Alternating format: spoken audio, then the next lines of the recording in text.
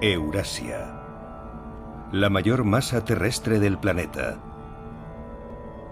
Unos 10.000 kilómetros desde el Pacífico hasta el Océano Atlántico.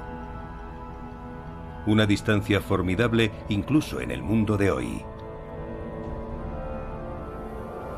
Y sin embargo, a lo largo de esas vastas distancias, los seres humanos hicieron realidad una de las mayores empresas de la historia: la Ruta de la Seda.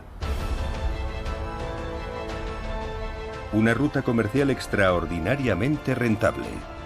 Y mucho más que eso. Durante miles de años, productos exóticos, nuevas tecnologías, ejércitos conquistadores e ideas brillantes viajaron a lo largo de la Ruta de la Seda.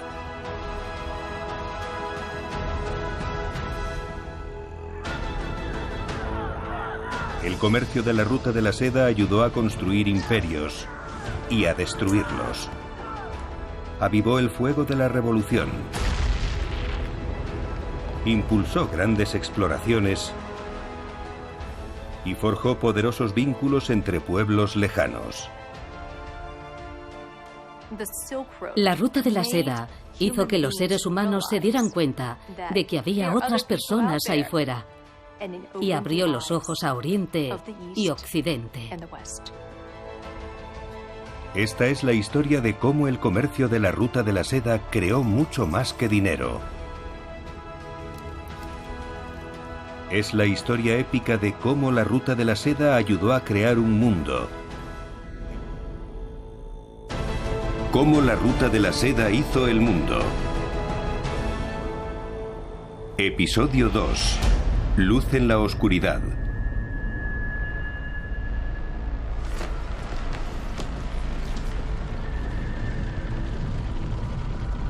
Norte de Francia, 26 de agosto de 1346.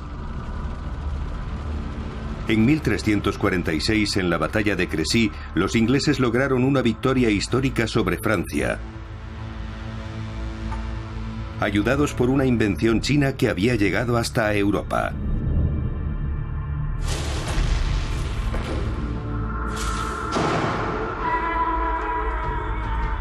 La pólvora.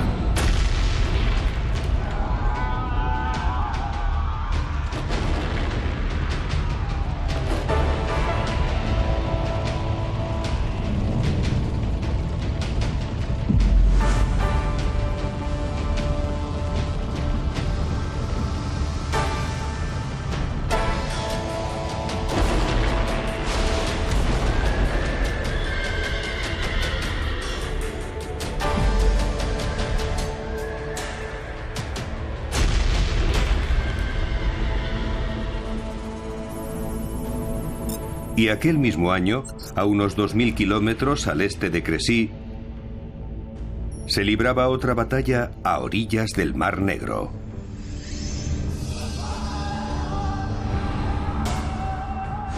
Un ejército mongol había sitiado una ciudad portuaria de Crimea, Caffa, una factoría comercial en la Ruta de la Seda perteneciente a la ciudad italiana de Génova.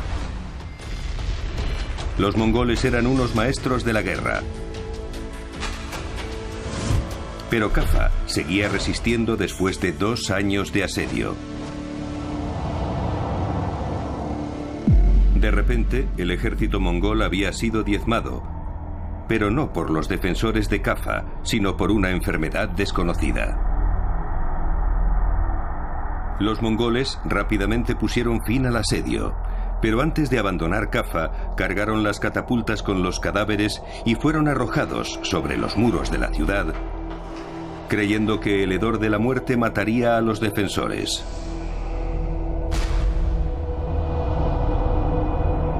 Las crónicas medievales cuentan que los habitantes de Caffa murieron por millares, pero no a causa del olor a muerte.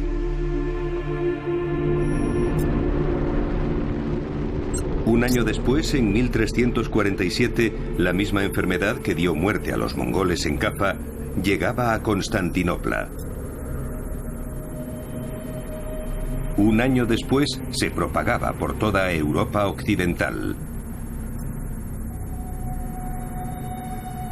En 1350 morían en un lugar tan lejano como Groenlandia. Y los aterrorizados europeos la denominaron la peste negra. En poco menos de una década, entre 1347 y 1356, la peste negra mató al menos a 25 millones de europeos, un tercio de la población.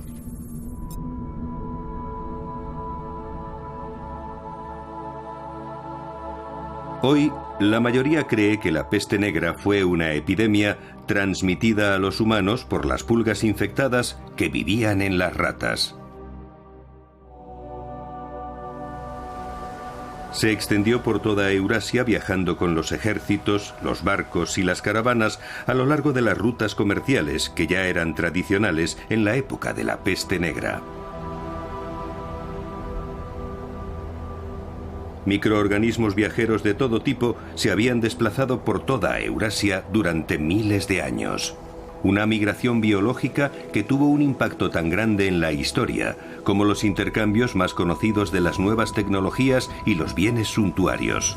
Y como demuestra un descubrimiento reciente, los pequeños seres vivos que se movían a lo largo de la ruta de la seda llevaban consigo tanto la vida como la muerte. Estábamos valorando algunos métodos nuevos para investigar la agricultura primitiva, y para hacerlo necesitábamos estudiar todos los datos sobre cultivos primitivos en Europa. Observando el mapa de Europa, vimos que en algunos lugares se cultivaron plantas chinas en una época muy temprana. Esa fecha muy temprana es el año 2000 a.C., cuando aparece en el registro arqueológico de Europa del Este un cereal chino llamado mijo común. La planta en sí se habría descompuesto o se la habrían comido, pero afortunadamente, una vez cocinada o quemada, se convierte en carbono, y eso permanece en el registro arqueológico durante mucho tiempo. En la Mongolia interior, los arqueólogos estudian los orígenes del mijo común, uno de los cultivos más antiguos del mundo. Lo que estamos viendo es una plantación de mijo de casi 16 acres. El cultivo en este lugar se remonta a casi 8.000 años antes. Es la primera región del mundo en la que el hombre cultivó mijo. Después viajó y se extendió por toda Europa. Es una contribución importante de nuestra civilización oriental a nuestra homóloga occidental.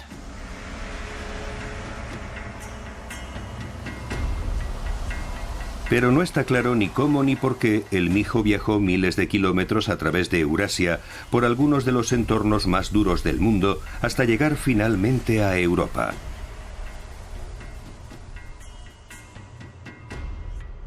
Puede que el largo periplo de este cereal comenzara sencillamente porque sobrevivía a los viajes. El mijo es un cereal debido a que sus granos son tan pequeños, son fuertes y resistentes y crecen con bastante rapidez. La semilla de mijo común normalmente solo necesita 45 días para producir otra semilla. Puedes plantar una semilla en la tierra y 45 días después, si las condiciones son las adecuadas, tener una cosecha. Eso es increíblemente rápido.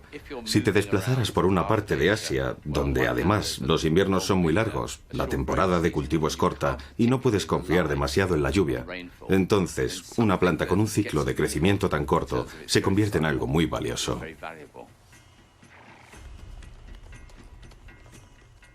Existen relatos de pueblos que pasaban mucho tiempo a caballo, pastoreando animales, pero durante el corto periodo del año en el que el mijo crece, podían sembrar el mijo desde el caballo. Lo aplastaban con las pezuñas de los caballos y después dejaban allí a unos pocos adolescentes durante un par de meses para que espantaran a las aves, y después de ese tiempo regresaban para recolectar.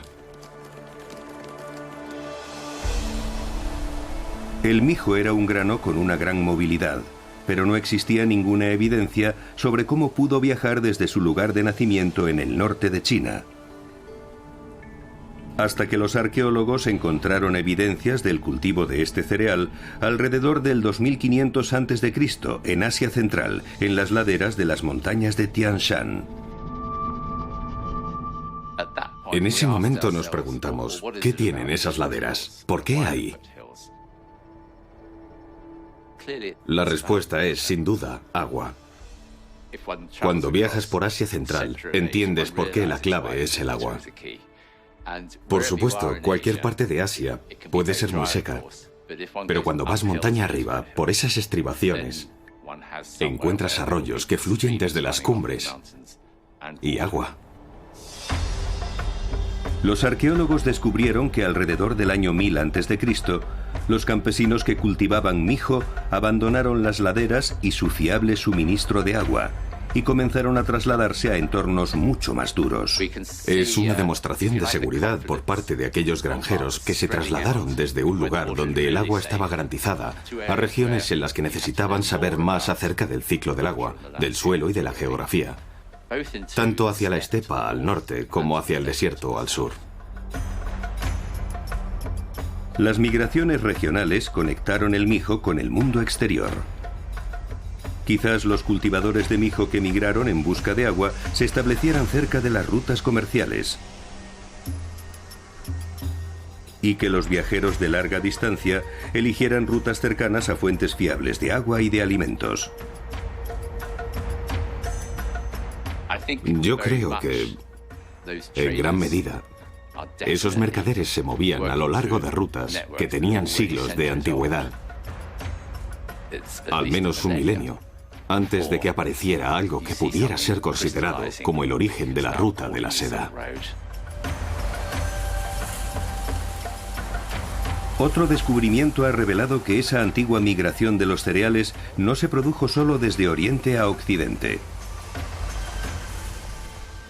El trigo llegó desde el oeste al este, llegó a China y fue adoptado como nuestro alimento básico. Eso refleja los intercambios entre las culturas. La estepa euroasiática, que sirvió como ruta para los primeros intercambios, es la predecesora de la antigua ruta de la seda. La migración étnica, la fusión de culturas y los intercambios, todo está integrado en este camino. Puede que el comercio de cereales entre China y Europa sirviera para algo más que alimentar a las personas. Quizá también impulsara un profundo cambio social. Las semillas germinan en una época del año y se cosechan en otra. Y eso está en su biología. Por eso la agricultura es una actividad estacional y el resto del año suceden otras cosas. Durante el segundo milenio antes de Cristo, algunas sociedades empezaron a hacer algo que era muy diferente: producir más de una cosecha en un solo año. Las plantas como el mijo son útiles para eso, porque un agricultor occidental que cultivara trigo y cebada, que maduran durante el verano, si quería aumentar la producción, podía obtener una cosecha más en la misma tierra después de recolectar la primera. No le daría tiempo a plantar trigo o cebada de nuevo, porque necesitan más tiempo para crecer. Pero el ciclo del mijo es más corto y podía obtener otra cosecha antes de que llegara el invierno. Curiosamente, en el caso de China, ocurría lo contrario. Allí ya tenían ese cultivo de ciclo corto. Y reorganizando su vida, podían obtener una cosecha de ciclo largo, como la del trigo y la cebada. Con la misma tierra, conseguían dos cosechas en lugar de una. Es decir, dos grupos de calorías en lugar de uno solo.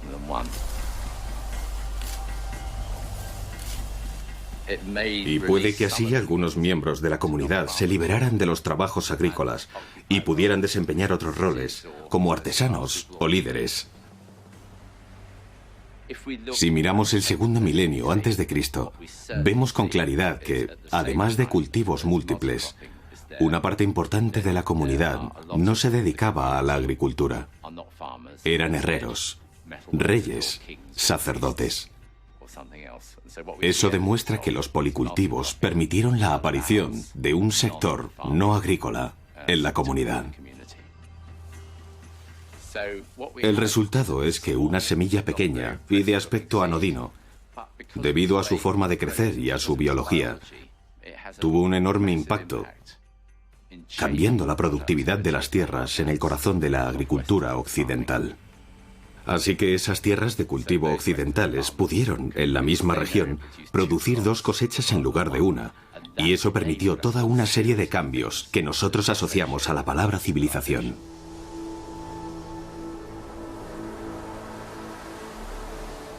El hallazgo de mijo chino en Europa y de trigo y cebada europeos en China sugiere que mucho tiempo antes de la ruta de la seda, Oriente y Occidente ya se estaban intercambiando nuevos alimentos, y que el movimiento de esos cultivos pudo ayudar a crear las primeras rutas comerciales entre Oriente y Occidente. Y en los desiertos del extremo oeste de China, los arqueólogos han descubierto otra manera en la que los organismos vivos pudieron viajar por la ruta de la seda. Esta es la estación de postas de Xuanquanxi, un yacimiento arqueológico, un importante puesto de descanso en la ruta de la seda.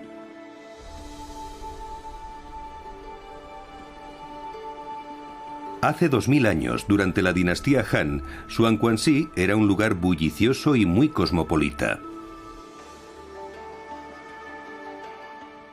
Según los registros conservados en las tablillas y láminas de bambú encontradas en las excavaciones, Xuanquanxi no era solo una estación de postas, sino también un lugar para recibir a las caravanas y a los funcionarios del gobierno.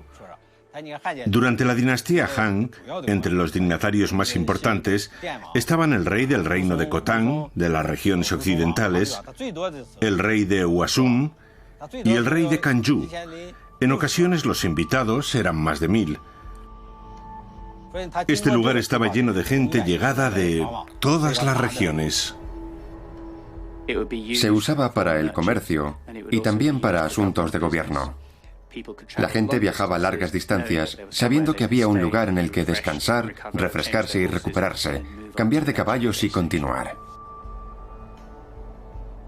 Lo maravilloso de esta estación de postas de Xuanquanxi era que se encontraba en una parte del país muy poco construida hoy, y que su clima es muy seco y a menudo muy frío en invierno, por lo que se conserva muy bien casi todo.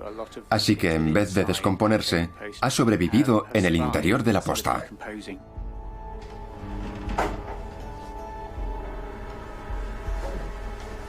A los arqueólogos les emocionó especialmente encontrar algo que quizás solo ellos son capaces de apreciar. El equivalente de hace 2000 años del papel higiénico. En China, tal como se describió en la dinastía Han, usaban un palo con un trozo de tela en su extremo para que la gente se limpiara. Y había muchos de esos palos tirados en la letrina, como si la gente los desechara cuando terminaba. Se han encontrado palos similares en otras excavaciones arqueológicas, pero lo mejor es que se ha conservado la tela que envolvía el extremo del palo y aún conservan heces humanas. Tras tomar muestras de esas heces secas de la tela y analizarlas en el laboratorio, encontramos 4 especies de parásitos en los restos de esa letrina. 2 de esas especies se transmiten a través de heces que contaminaban la comida, las manos, la bebida, la lombriz intestinal y el gusano látigo. Otra de las especies era una tenia que se transmitía al comer carne de cerdo cruda o poco cocida. Y luego descubrimos algo excepcional, que era la duela hepática china. Es un gusano que vive en el este y sur de China y en Corea. Solo sobrevive en lugares pantanosos y húmedos. Pero lo encontramos a 1500 kilómetros de distancia de cualquier otro lugar en el que se supone que puede vivir. Sin duda fue un hallazgo inesperado. Fue algo extraordinario que lo encontráramos en la ruta de la seda. A lo largo de su ciclo vital, la duela pasa a través de caracoles de agua dulce, luego a peces pequeños y a otros más grandes. Y si se cocina el pescado, la duela hepática no se transmite, pero si se ingiere crudo, llega al estómago y migra a través del cuerpo hasta llegar al hígado, donde se desarrolla. Es imposible que las personas de la región donde estaba esa casa de postas pudieran infectarse en esa zona en particular, porque es demasiado seca.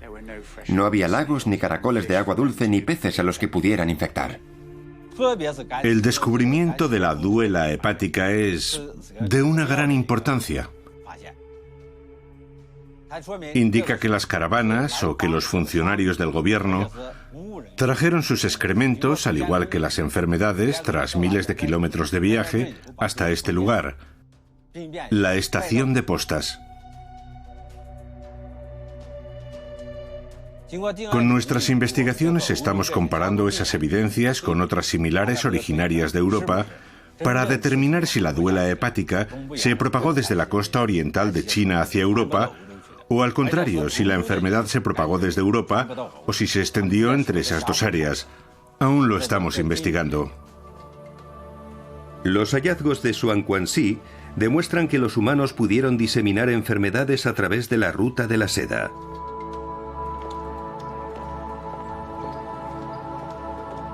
Otro hallazgo ha desvelado lo que podía suceder cuando eso ocurría.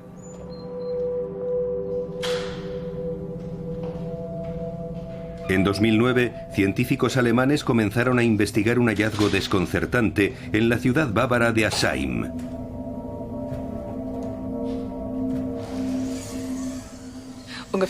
Hace 20 años se encontró un cementerio que contenía más de 400 individuos.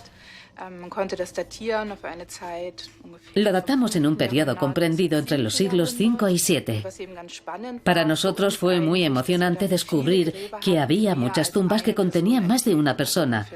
En 20 de ellas había entre 2 y 5 personas enterradas en cada una.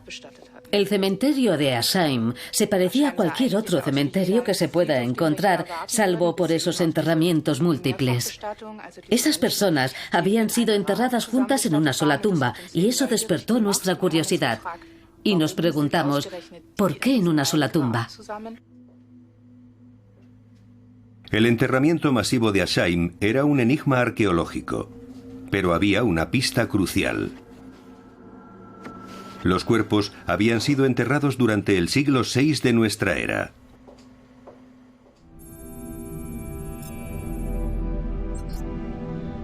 En el siglo VI, una enfermedad terrorífica conocida como la plaga de Justiniano devastó el Imperio bizantino.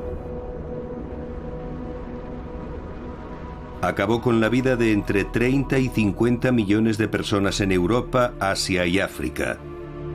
Casi la mitad de todos los habitantes de la Tierra. Los cronistas contaban que miles de personas yacían muertas en las calles y que en el peor momento se contaban por millares.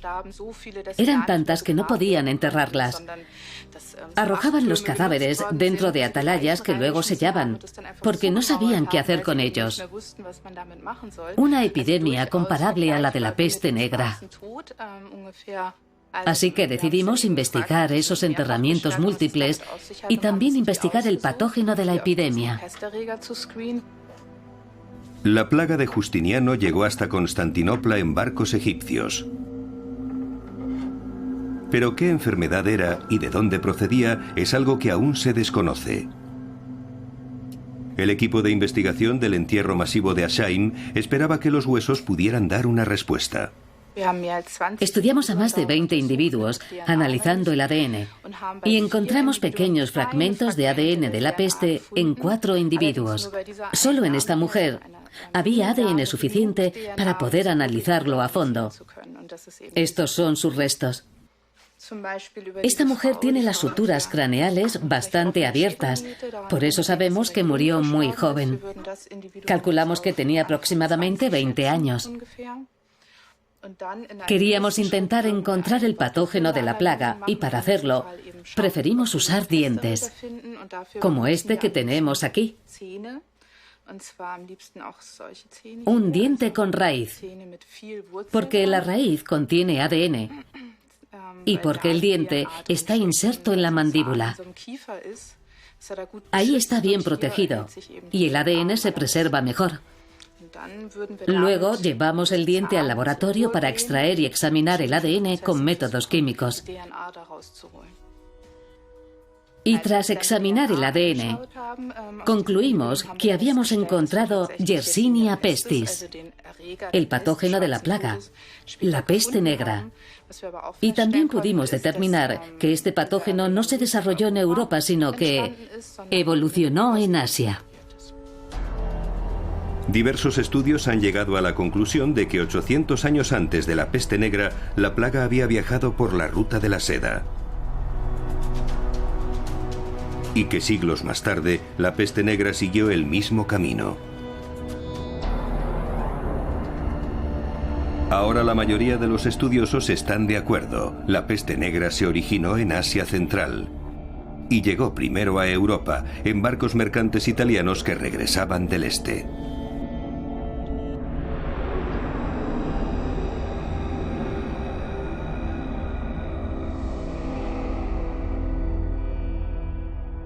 La peste negra mataba a una velocidad increíble.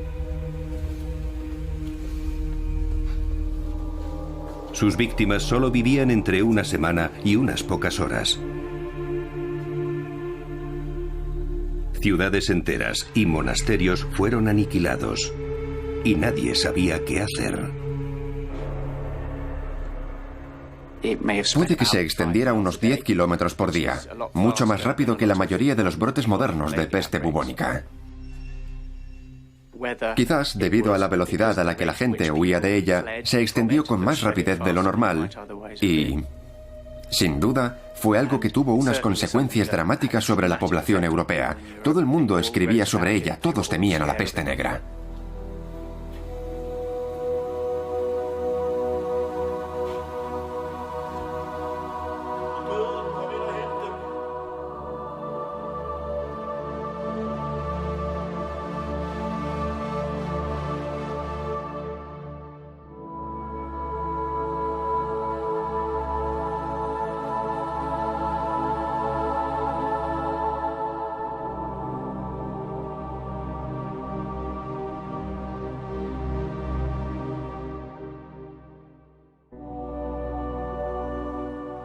En aquella época existía el concepto de contagio, la idea de que la enfermedad podía transmitirse entre personas, pero ignoraban cómo.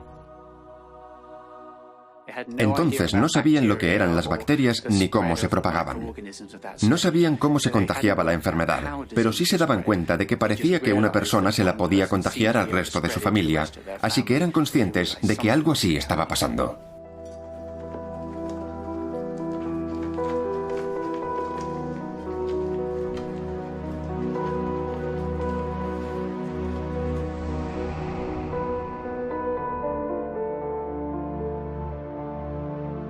Los galenos de la época, desconcertados, consultaban las obras de las autoridades de la antigüedad, como Hipócrates, que vivió 4 siglos antes del nacimiento de Jesús, y Galeno, que vivió 2 siglos después de la muerte de Jesús.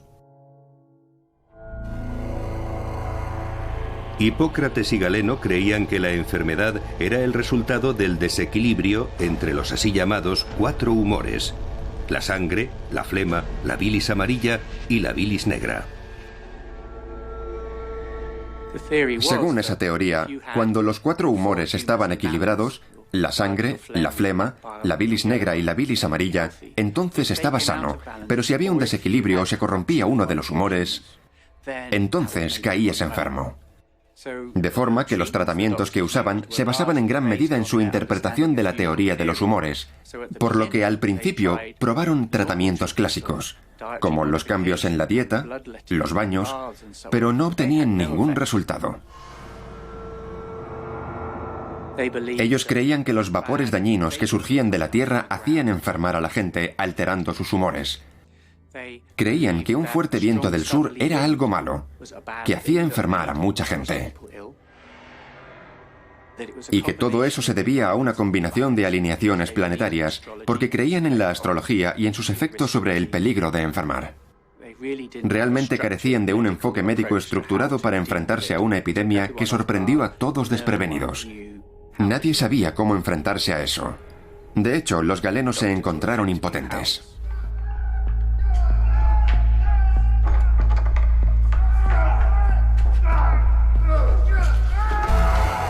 Algunos probaron con otros remedios.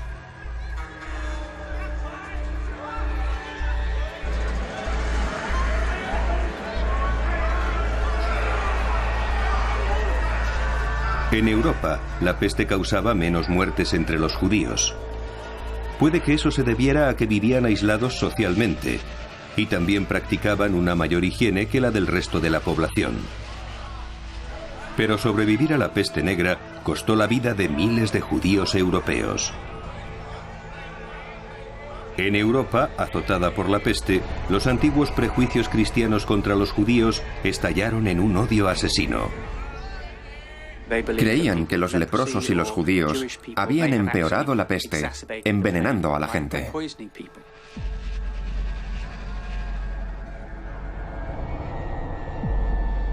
Y eso es un signo del terror y la preocupación que se apoderaron de todos, y las extrañas interpretaciones que se hacían sobre por qué todo el mundo estaba enfermando.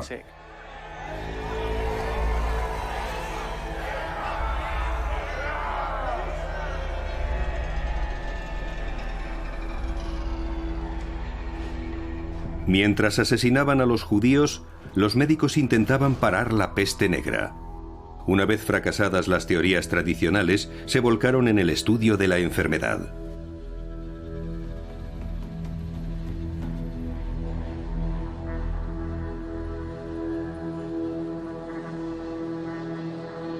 Estaban desesperados por comprender cuál era la causa de la peste negra, cómo se contagiaba y cómo curarla. Poco a poco, encontraron respuestas. Probaron con varios tratamientos, pero ninguna medicina hacía efecto. Pero esa fue la razón por la que con el tiempo decidieron intentar restringir el contacto entre las personas, quemando la ropa de las que habían muerto en vez de dársela a otras, y se dieron cuenta de que la ropa y el movimiento eran dos maneras importantes para intentar detener la propagación de la enfermedad. Fue así como nació la idea de la cuarentena. Cuando había un brote de peste, se impedía que las personas viajaran de un lugar a otro. Igualmente, cuando los barcos llegaban a puerto, los marineros tenían que permanecer en una zona de cuarentena durante algunos días, hasta que se comprobaba que no padecían la enfermedad. Solo después podían entrar en la ciudad. Con el tiempo, este nuevo enfoque de prueba y error revolucionaría la medicina. Apenas 200 años después de la peste negra, el genial médico Andrés Vesalio publicó sus meticulosos estudios sobre el cuerpo humano que acabaron con las teorías clásicas y medievales, dando origen a la anatomía moderna. La batalla de Europa contra la peste negra enseñó lecciones que ayudaron a crear la medicina moderna. E incluso siglos después, la peste negra aún sigue enseñándonos cosas. Este es el cráneo de un hombre que sobrevivió a la peste negra y que murió en Cambridge a finales del siglo XIV.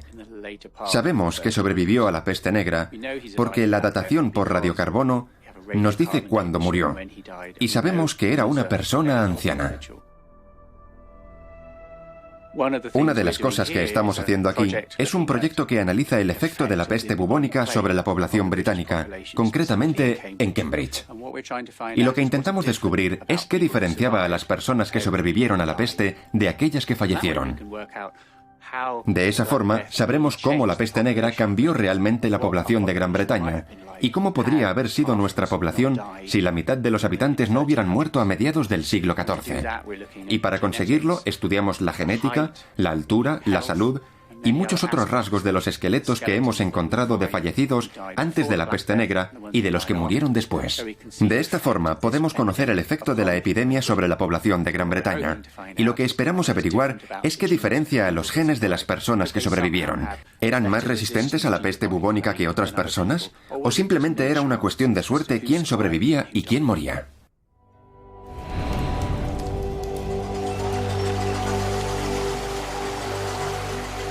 Aquellos que sobrevivieron tuvieron vidas mejores, ya que el mayor horror de su tiempo dio paso a una nueva era.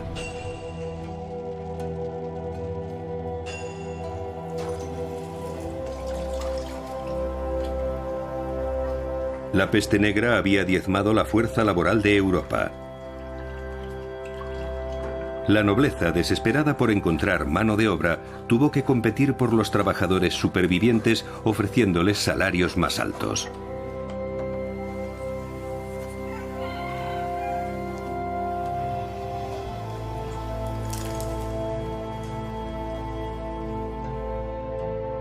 En los siglos siguientes, se observa un reajuste completo de la población. Los campesinos pobres y hambrientos que no tenían tierras suficientes, de repente se encontraron en una posición diferente. Muchos granjeros habían muerto, de forma que sus ingresos aumentaron porque podían cultivar más tierras. Había menos pobreza entre los agricultores.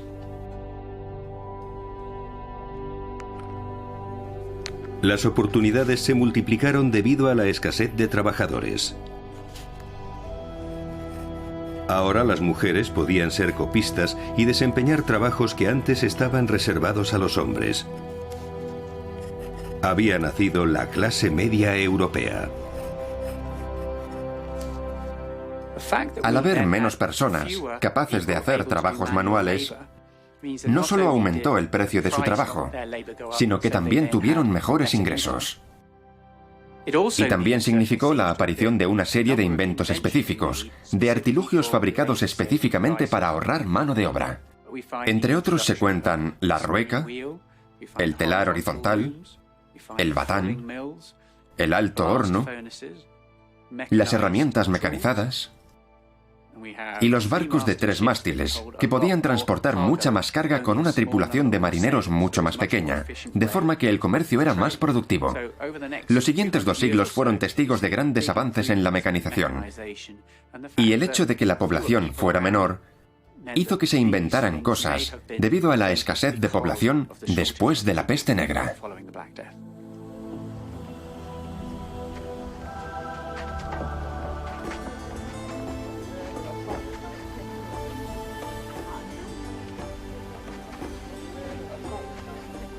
La nueva clase de europeos acaudalados creó un mercado más grande para los productos exóticos importados.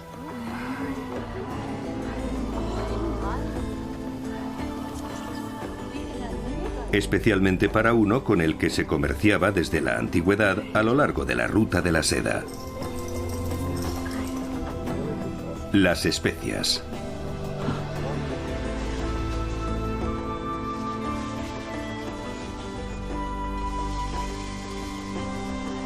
A finales de la Edad Media, las especias asiáticas como la pimienta, la canela y el clavo eran productos muy valiosos.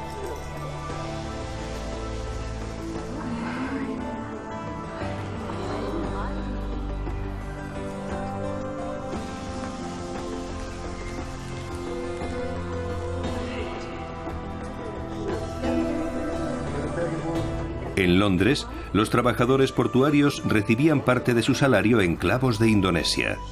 En Venecia, la gente compraba casas con pimienta.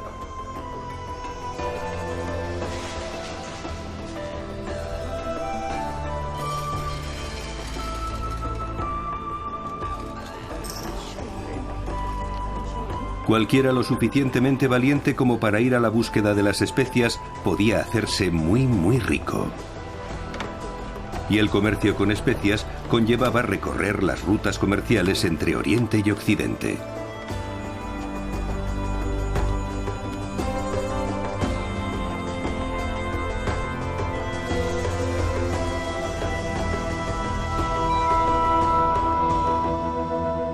Los mercaderes venecianos recorrían esas rutas y controlaban el mercado de especias.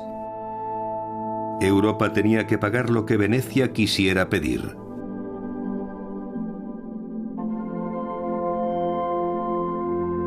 Venecia se convirtió así en una ciudad fabulosamente rica, mientras el resto de Europa refunfuñaba y pagaba. Mientras, China también hacía viajes épicos a la tierra de las especias y desarrollaba algunas de las tecnologías marítimas más avanzadas del mundo. Durante los siglos XIII y XIV, los visitantes extranjeros en China se quedaron impresionados por las dimensiones y la sofisticación de los navíos chinos. En el año 1345, el viajero marroquí Ibn Battuta escribió que había visto barcos enormes capaces de transportar hasta 1000 hombres. Eran los únicos barcos lo bastante grandes como para hacer la larga travesía entre China e India.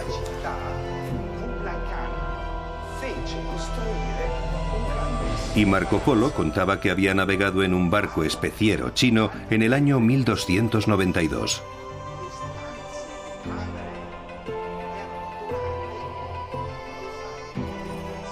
Y esa experiencia cambió su vida.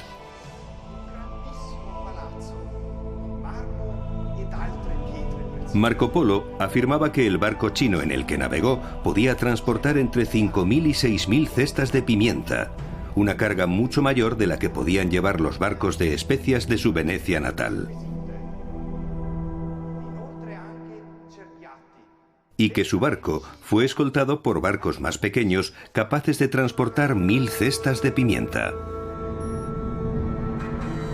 Marco Polo embarcó para su viaje en el puerto chino de Quanzhou, que describió como un lugar bullicioso y atestado por cientos de barcos de China y de tierras lejanas.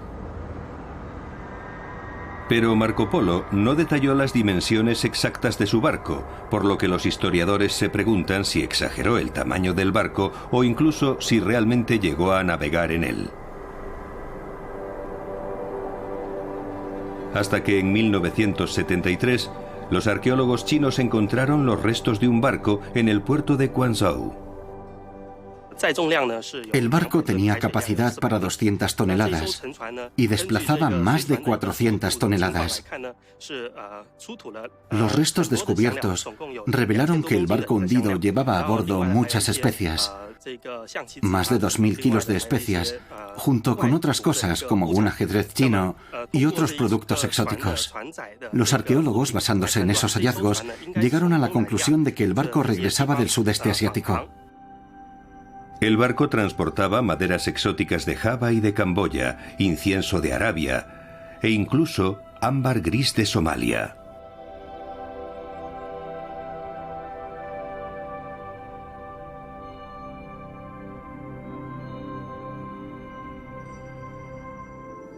Naufragó en el año 1277, justo 15 años antes de que Marco Polo visitara Quanzhou.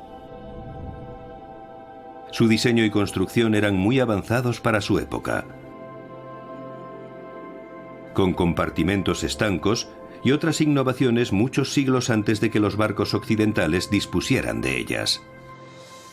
El casco se dañaba fácilmente y cuando resultaba dañado, si el casco del barco había sido construido con mamparos y compartimentos estancos, entonces la nave podía sobrevivir a los daños. Si la vía de agua era muy pequeña y entraba agua en el barco, solo había que cerrar los desagües cercanos y los mamparos delantero y trasero para aislar la vía de agua en el interior de ese compartimento. La tripulación disponía así de suficiente tiempo para mover el cargamento a otras bodegas y reparar de inmediato la vía de agua. Además, en la popa del barco encontramos un agujero para el timón. En tiempos de las 5 dinastías, antes de la dinastía Song, nuestros constructores navales inventaron el timón elevado. Subiendo o bajando este timón, se podía controlar la deriva y la dirección, dirigiendo la nave. Algunos siglos después, muchos veleros extranjeros empezaron a usar esta tecnología. 35 metros de longitud y 10 metros de anchura. El barco pudo ser uno de los barcos pequeños que escoltaron a la gran nave de Marco Polo.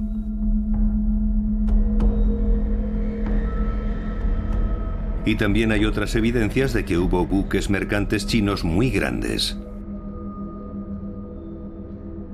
Este parque de la ciudad china de Nanjing está construido sobre los restos de un astillero del siglo XIV.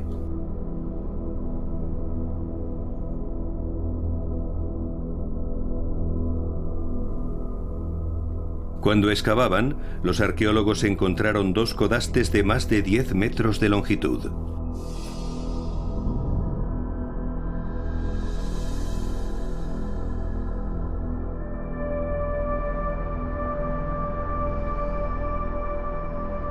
Las crónicas chinas hablan de gigantescos barcos del tesoro que transportaban mercancías en épicos viajes a tierras lejanas.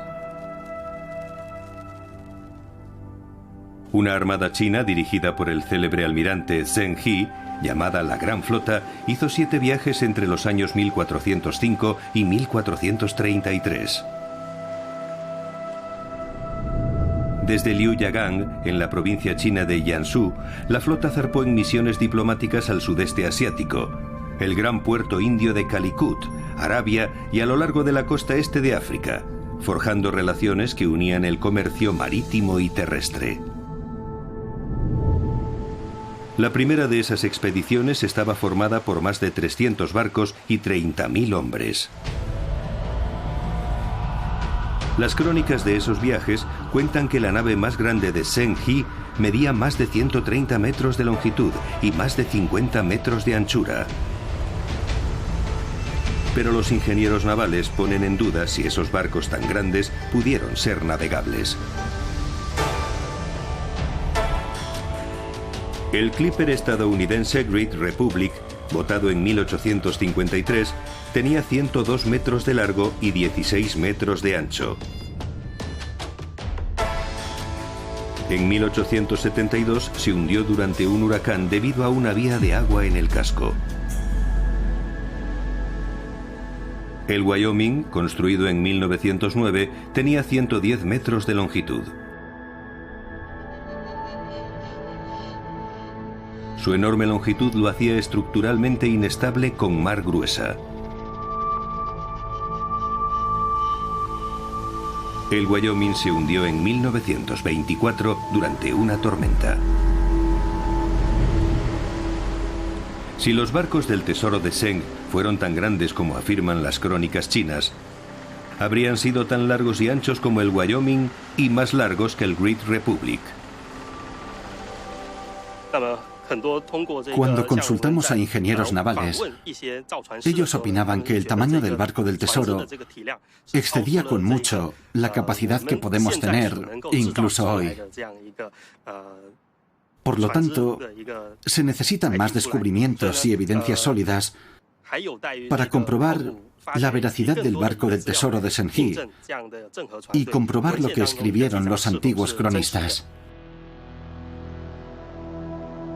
Independientemente del tamaño de sus barcos, la Gran Flota impresionó profundamente a las naciones que se dedicaban al comercio marítimo, desde Indochina hasta África.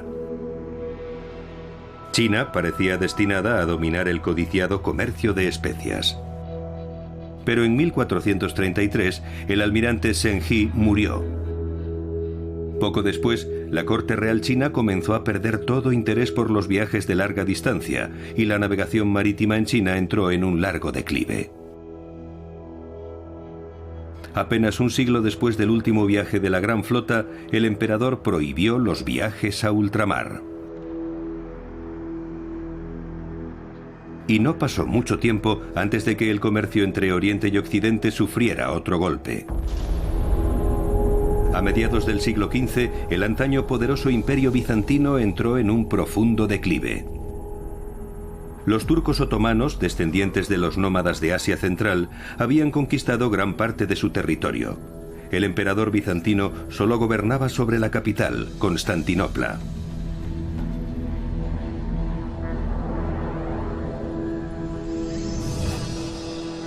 En la primavera de 1453, Mehmed II, el sultán otomano, conquistó Constantinopla.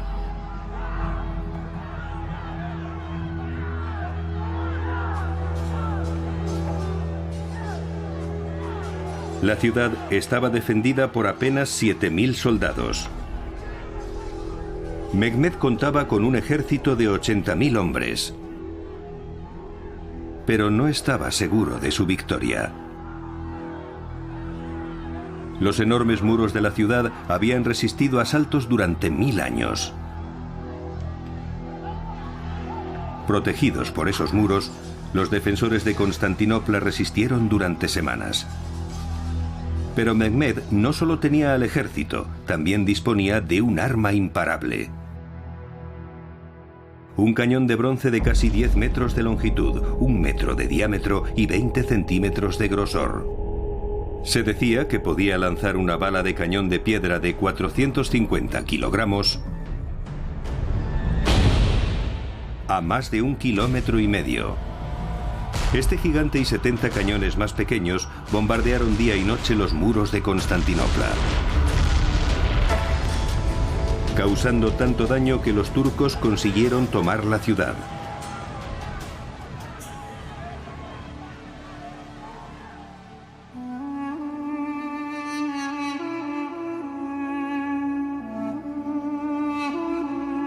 La caída de Constantinopla fue un golpe devastador para Europa. Constantinopla había sido una de las ciudades más antiguas y sagradas de la cristiandad. Ahora, convertida en la capital de un poderoso imperio musulmán, fue renombrada como Estambul, una palabra turca que significa encuentra el Islam. Desde su nueva capital, los otomanos controlaban el acceso al Mar Negro y al Mediterráneo oriental. Los mercaderes europeos quedaron aislados de la ruta de la seda. Durante casi un siglo, los europeos se habían hecho más ricos y estaban ansiosos por comprar los artículos de lujo de Asia. Europa necesitaba encontrar nuevas rutas a Oriente. Y 50 años después de la caída de Constantinopla, lo conseguiría. En la batalla de Crecy y en el asedio de Constantinopla, un antiguo invento chino, la pólvora, ayudó a transformar la Europa medieval.